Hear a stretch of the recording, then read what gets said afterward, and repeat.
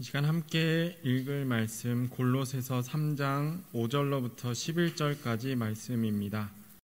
골로새서 3장 5절에서부터 11절까지 말씀 한 절씩 교독하여 읽겠습니다. 그러므로 땅에 있는 지체를 죽이라. 곧 음란과 부정과 사욕과 악한 정욕과 탐심이니 탐심은 우상 숭배니라.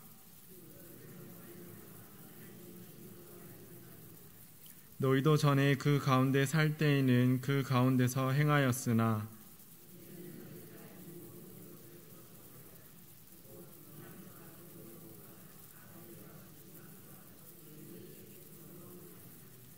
너희가 서로 거짓말을 하지 말라.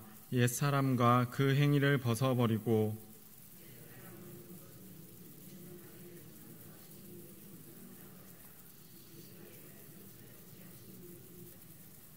거기에는 헬라인이나 유대인이나 할렙하나 무할렙하나 야만인이나 수구디아인이나 종이나 자유인이 차별이 있을 수 없나니 오직 그리스도는 만유시요 만유 안에 계시니라. 아멘. 오늘도 예배 자리에 나온 우리 모든 성도님들 가운데 또 온라인으로 예배드리는 모든 분들 가운데 주님의 크신 사랑과 넘치는 은혜가 함께하기를 소망합니다. 오늘 함께 읽은 본문의 수신처는 골로새 교회입니다. 골로새는 바울의 주요 사역지였던 에베소로부터 동쪽으로 180km가량 떨어져 있던 도시로 소아시아 지역의 중앙부인 부르기아 주에 속해 있었습니다. 이 소아시아는 바울의 전도 여행을 들을 때 빠지지 않는 지역이죠. 현재는 터키 티르키에 해당하는 곳입니다. 또한 요한계시록에서 언급되는 라오디게아와 히에라볼리에 인접해 있던 곳이기도 합니다. 이 히에라볼리는 라오디게아시가 온천수를 끌어오던 지역으로 파묵갈레 온천지대가 있는 도시입니다. 오늘 본문의 다음 장인 골로새서 4장 13절 말씀에는 바울이 골로새서를 마무리하며 에바브라의 문안 인사를 전하는 장면이 나옵니다. 여기서 바울은 에바브라가 골로새 교회뿐만 아니라 라오디게아와 히에라볼리에 있는 그리스도인들을 위해서도 수고하고 있음을 언급하고 있습니다. 이는 지리적으로 이 도시들 골로새와 또 라오디게아 그리고 히에라볼리가 가까이 있는 것뿐만 아니라 종교적으로도 또한 그 사이의 문화적인 교류도 활발했던 지역임을 보여주는 대목입니다. 그렇게 많은 그리스도인들이 그 지역에서 함께 생활을 하고 있었던 것입니다. 특별히 골로새를 포함한 이 세 도시들은 로마로 통하는 대로의 위치에 있었습니다. 따라서 앞서 말씀드린 것처럼 온천지대라는 이점을 통해서 관광산업이 크게 발달했고 또 뿐만 아니라 직물 관련된 산업의 중심지로서 역할하기도 했습니다. 특히 야트막한 언덕지대에 위치한 골로새는 주위로 넓은 목초지가 형성되어 있었기 때문에 양모 생산지로 많이 알려져 있었습니다. 더불어 목화 역시도 많이 생산하였고 그렇게 직물 관련 산업의 중심지로서 역할을 했던 것입니다. 이렇게 관광업적으로 또 상업적으로 발달한 지역에 복음이 들어오게 된 것은 바울에 의해서는 아니었습니다. 더 직접적인 표현으로는 바울이 이 골로새 지역을 직접 방문하여서 복음을 전했던 것은 아니었다라는 것입니다. 성경에 정확하게 기록되어 있지는 않지만 여러 성경 구절을 통해서 이들 지역의 복음을 전한 이는 에바브라였던 것으로 추측합니다. 이 에바브라라는 이름은 에바브라 디도라는 이름의 단축 형태입니다. 신약 성경에서는 에바브라가 언급되는 서신서가 몇 개 되는데요. 골로새서 외에도 빌립보서 또 빌레몬서 등이 있습니다. 여기서 유의할 것은 골로새서의 에바브라와 또 빌립보서의 에바브라가 서로 다른 인물이라는 것입니다. 골로새서와 빌레몬서의 에바브라는 골로새서와 빌레몬서에 나오는 에바브라는 골로새 지역 출신의 에바브라이고, 빌립보서에 등장하는 에바브라는 혹은 에바브라 디도는 빌립보 출신의 사람이었습니다. 이들은 각자 고향에서 그리스도인 공동체를 위해 헌신했던 주님의 일꾼들이었습니다. 그중 골로새의 에바브라는 아마도 에베소에 방문했을 당시에 바울로부터 복음을 들었던 것으로 보입니다. 바울이 에베소에서 활발하게 복음을 전하던 당시 업무를 위해서 그곳에 방문했던 에바브라가 바울의 전도를 통해 그리스도를 영접했던 것입니다. 바울은 이러한 골로새의 에바브라에 대해서 우리와 함께 종된 사랑하는 자, 또 너희를 위한 곧 골로새 교회를 위한 그리스도의 신실한 일꾼이라고 표현했습니다. 이 표현들로 미루어 바울을 통해 거듭난 에바브라가 복음 전파 사역을 감당했던 것으로 추측할 수 있습니다. 그는 에베소에서의 업무를 마친 후에 골로새로 돌아갔습니다. 그리고 그의 가족들과 이웃들에게 복음을 전했고, 나아가 가까운 도시들인 라오디게아와 히에라볼리 지역까지 다니며 자신이 배우고 자신이 영접한 주님에 대해서 전하고 가르쳤던 것입니다. 바울은 이처럼 에바브라가 했던 사역을 자신이 감당한 것과 똑같은 일로 보았습니다. 이로써 에바브라가 전하고 가르친 것이 결코 틀리지 않았다라는 사실을 보여줍니다. 한편 빌레몬서에서는 에바브라에 대해 그리스도 예수 안에서 나와 함께 갇힌 자라고 전합니다. 이는 3차 전도 여행 이후에 바울의 옥살이가 이어질 때 바울의 곁에서 도왔음을 의미합니다. 그만큼 에바브라는 복음을 위해서 헌신했던 자였습니다. 이처럼 골로새 지역의 복음 전파를 감당하던 에바브라는 한 가지 문제를 가지고서 다시 바울을 방문하게 됩니다. 에바브라 본인의 신앙을 바로 세우는 것과 또한 공동체의 신앙을 바로 세우는 것에는 분명한 차이가 있었기 때문입니다. 따라서 주어진 문제를 홀로 감당하기 어려웠기 때문에 바울의 도움을 받기 위해 이 문제를 가지고 바울을 방문했던 것입니다. 바울은 그 문제에 대해서 철학과 헛된 속임수라고 표현합니다. 골로새 교회 내에 거짓된 가르침이 전파되고 있었던 것입니다. 이 거짓 가르침은 유대교의 율법과 이방 종교의 교리가 혼합된 모습을 띠었습니다. 당시의 골로새 지역에는 이미 유대인들이 많이 거주하고 있었습니다. 그들 가운데 상당수의 유대인들은 조상 때부터 그 지역에 정착했던 사람들이었습니다. 우리가 가지고 있는 성경의 구약 성경의 끝은 말라기이고 또 신약 성경의 시작은 마태복음입니다. 이 말라기서의 역사와 또 복음서의 역사 사이에는 약 400년가량의 시간이 있습니다.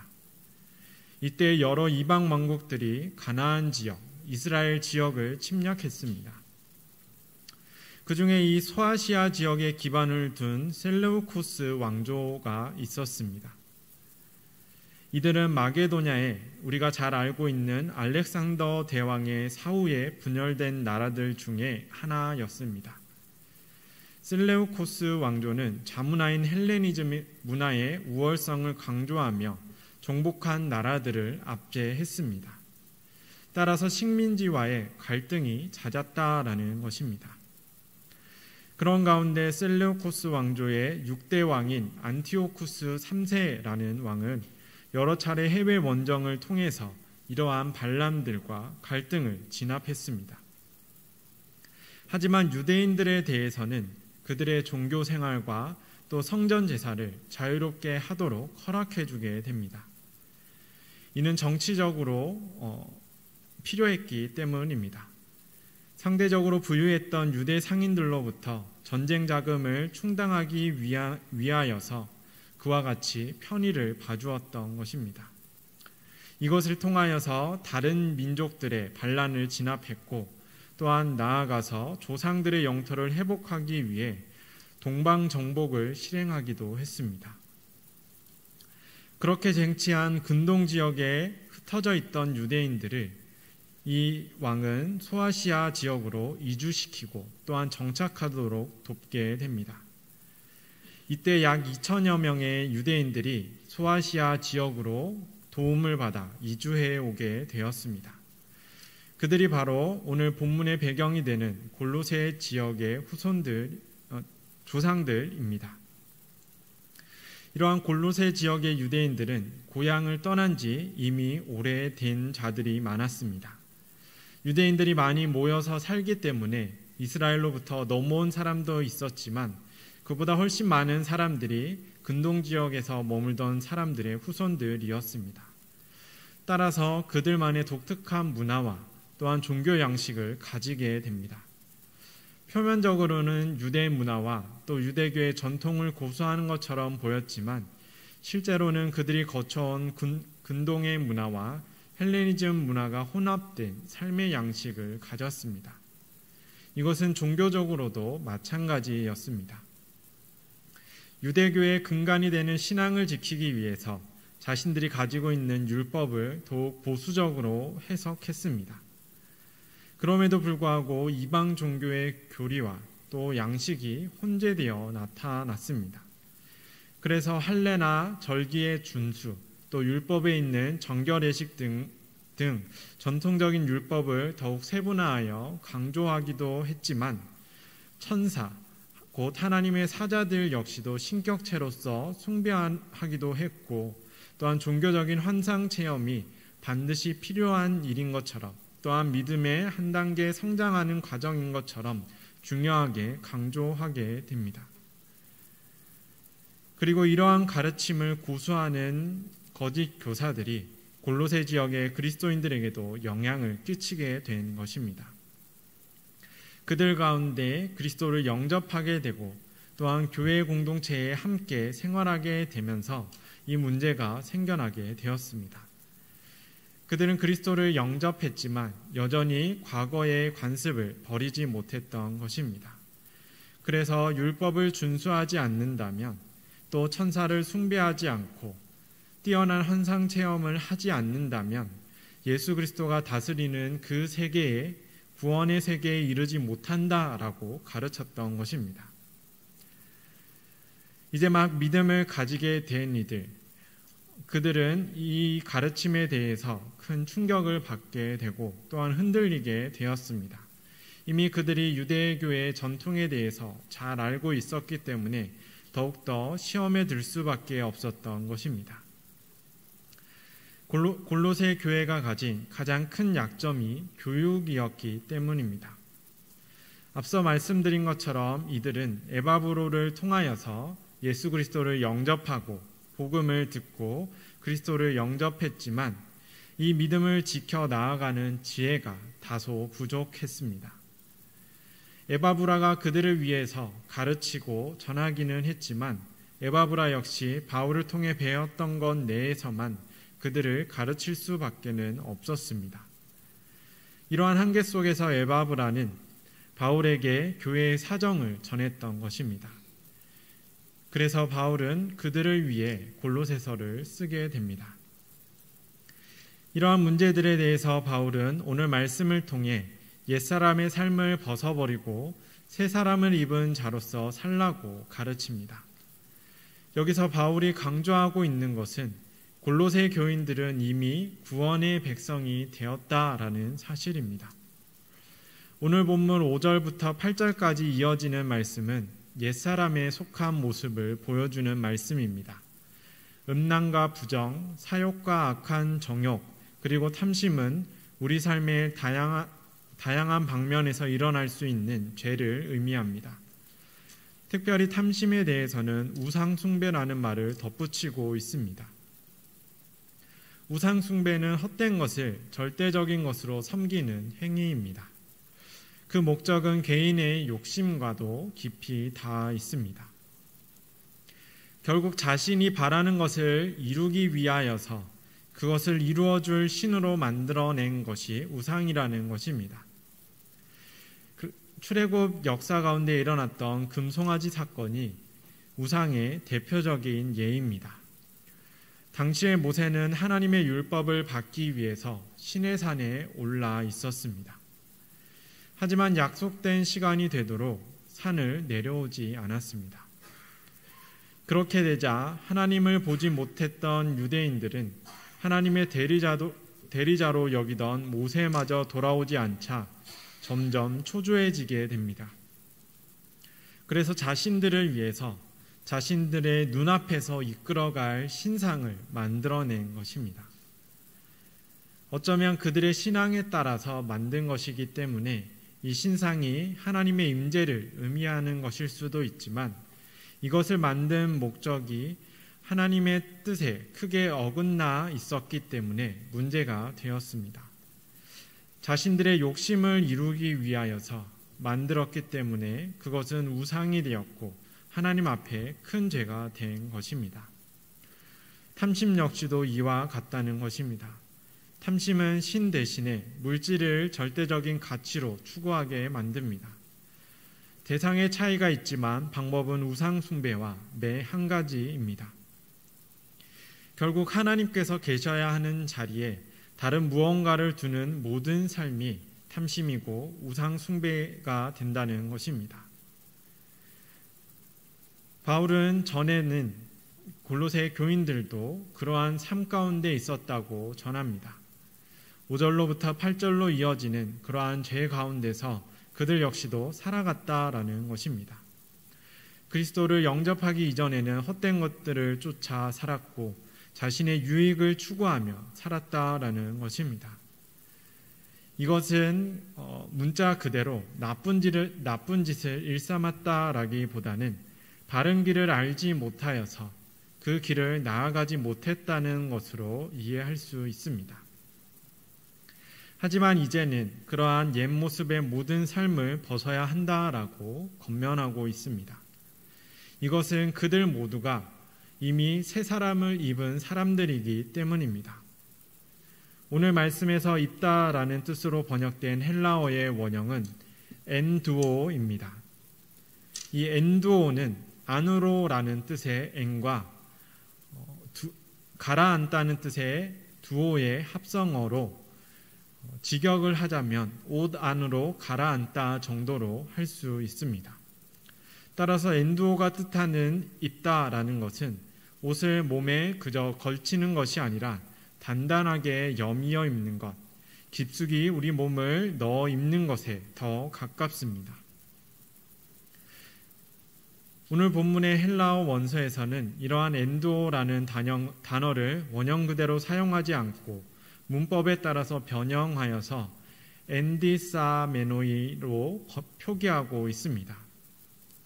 이 엔디사메노이를 문법에 따라서 분석하면 부정과거 분사 중간태 동사로 볼 수 있습니다. 말이 복잡하죠. 이 동사라는 것은 우리의 움직임을 나타내는 단어이죠. 헬라어에서는 이러한 동사가 부정과거라는 시제와 만나게 되면 지나간 일들 가운데 동작이 이미 완료된 행동들을 의미하게 됩니다. 지금도 계속해서 옷을 입고 있는 중이 아니라는 것입니다. 이 말은 이미 우리가 예전에 옷을 입는 것을 완료했다라는 의미를 갖습니다. 따라서 오늘 우리가 함께 읽은 개역개정 성경에서도 입었으니라는 과거의 행동이 완료된 형태로서 이 단어를 표기하고 있습니다. 이미 우리는 새 사람을 완전히 입은 사람들이라는 것입니다. 아직도 입고 있는 중에 있는 것도 아니고 앞으로 입어야 하는 것도 아니고 이미 새 사람으로서 거듭났다는 것입니다. 따라서 바울은 새 사람을 입은 자들로 하여금 그에 걸맞게 살아가야 한다라고 가르치고 있는 것입니다. 이에 따라서 바울은 서로에게 거짓말을 하지 말라라고 권면합니다. 거짓말은 속이는 말로 앞서 언급했던 거짓된 가르침들을 의미합니다. 이를 가르치던 자들은 천사를 숭배하고 극단적인 금욕주의자들처럼 율법을 준수함으로써 구원에 이를 수 있다라고 여겼고, 또한 이것을 기독교 교리와 혼합하여서 그들을 가르치게 되었습니다. 바울은 이 가르침들이 서로를 속이는 거짓에 불과하다고 표현했습니다. 하나님께서 그리스도를 통해 이루신 구원을 두고서 다른 방법으로 구원에 이른다는 것은 이웃을 속이는 일이며 나아가 자신마저 속이는 일이라는 것입니다. 하나님께서 보여주신 방법 외에는 헛된 것을 쫓아서는 구원에 이를 수 없다라는 것입니다. 그리고 중요한 것은 이미 그들이 예수 그리스도를 영접함으로써 새 사람을 입었다는 것, 구원에 이른 사람이 되었다라는 것을 거듭 강조합니다. 또한 바울은 옛사람의 매인자들처럼 이 헛된 것들을 듣고 배움으로 흔들리지 말고 새 사람을 입은 자들로서 당당하게 살아가라고 강권합니다. 10절에서는 새 사람을 입는 것이 하나님의 형상을 따라 온전히 새롭게 되는 것이라고 전합니다. 또한 이를 통해 우리의 지식에까지 새롭게 하심을 입었다라고 전합니다. 지식은 배움이나 학식을 의미하는 것이 아닙니다. 구원에 이르는 새로운 방법을 배우고 익히는 일이 아니라는 것입니다. 바울이 언급하고 있는 이 지식은 영입니다. 따라서 지식에까지 새롭게 되었다라는 것은 우리의 가장 중심까지도, 우리의 가장 깊숙한 곳인 영까지도 하나님의 형상을 다시 입은 것을 의미합니다. 곧 그리스도를 통해 드러난 구원의 뜻을 깨달아 살아가는 삶으로서 이미 완전히 전환되었다라는 것입니다. 완전히 거듭난 사람이라는 의미입니다. 그렇기 때문에 표면적으로 행동을 모방하는 것이 아니라 행동의 근간이 되는 사고와 삶의 목적이 바뀌었음을 인식하고 살아가야 한다는 것입니다. 이것이 새 사람을 입은 자들이 살아야 하는 모습이라는 것입니다.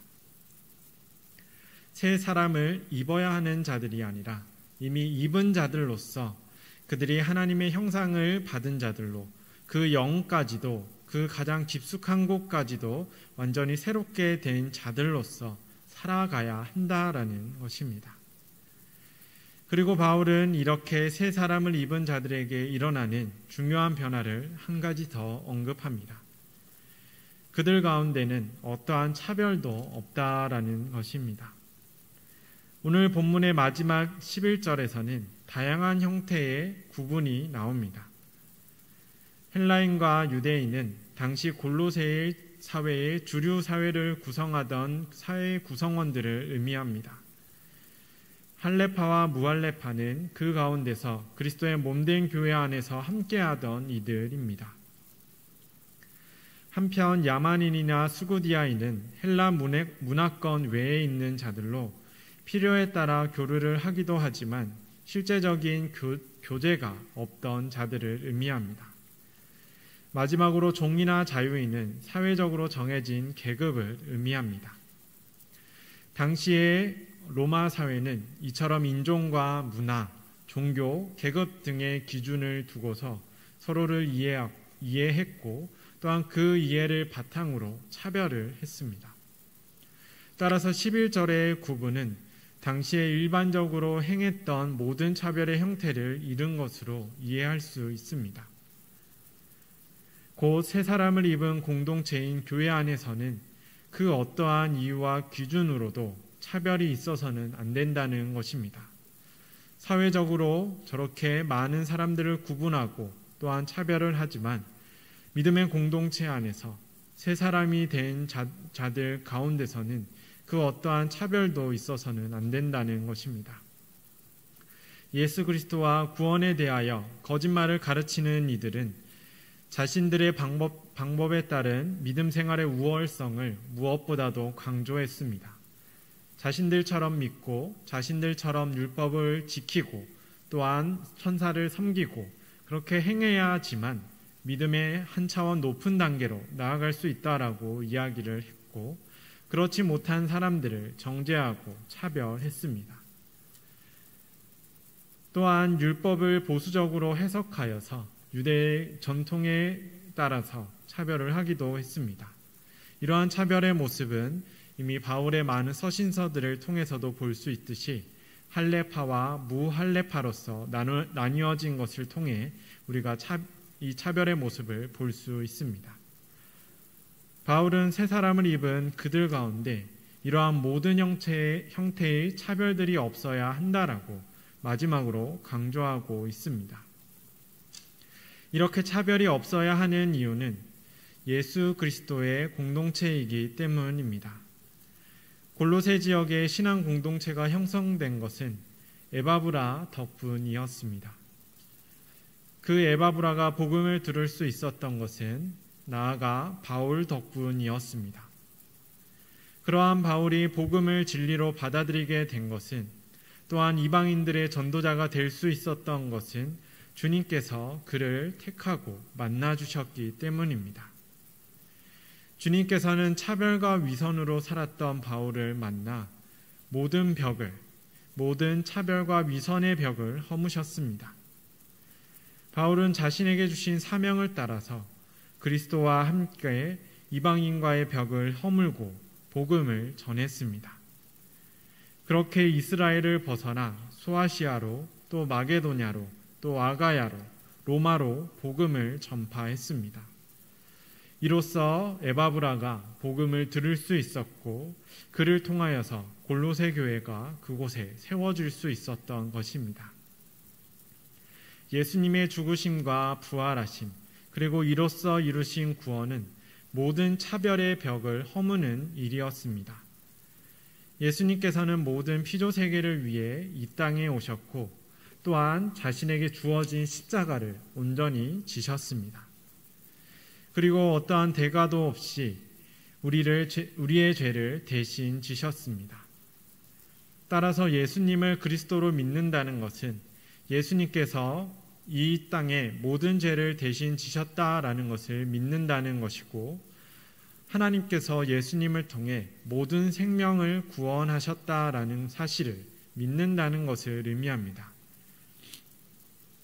새 사람을 입은 것은 이 모든 은혜를 온전히 믿는 것이고, 그 믿음 안에서 그리스도와 그분의 사랑을 품는 것입니다. 그렇기 때문에 서로를 평가하고 정죄하며 위와 아래로 가르는 일은, 또한 누군가는 구원에 이를 수 있고 누군가는 구원에 이르지 못한다라고 인간적인 기준으로서 나누는 것은 새 사람을 입은 자들로서, 예수님을 그리스도로 고백하는 자들로서 해야 할 일이 아니라는 것입니다. 바울은 오늘 편지로 거짓된 가르침에 미혹되어 헛된 것을 쫓지 말라라고 골로새 교인들에게 당부합니다. 또한 거짓된 말을 하거나 그것을 따르지 말고 차별을 행하지도 말라고 가르칩니다. 왜냐하면 그들은 이미 그리스도 안에 새 사람을 입은 자들이기 때문이었습니다. 그렇기 때문에 그들 가운데 온전히 그리스도의 마음을 품고 그들과 함께하는 그리스도의 뜻을 따라서, 또한 그 사랑을 따라서 살아가라는 것입니다. 새 사람을 입은 자의 모습으로 하나님의 형상을 지키고 또 그리스도와 함께 진리를 지켜 살아가라고 바울은 그들을 위하여서 당부하고 권면하고 있습니다. 이 말씀을 따라서 우리들 역시도 언제나 우리의 모습을 돌아볼 수 있기를 바랍니다. 만약 우리가 옛사람을 벗고 새 사람을 입어야 하는 자들이라면 그에 맞는 준비를 해야 할 것입니다. 옛사람에 속한 것이 무엇인지 헤아려서 벗는 방법을 찾아야겠죠. 그리고 새 사람으로 살아가는 것이 무엇인지 배워야 할 것입니다. 하지만 우리가 할 일은 이것이 아닙니다. 우리는 이미 새 사람을 입은 자들이기 때문입니다.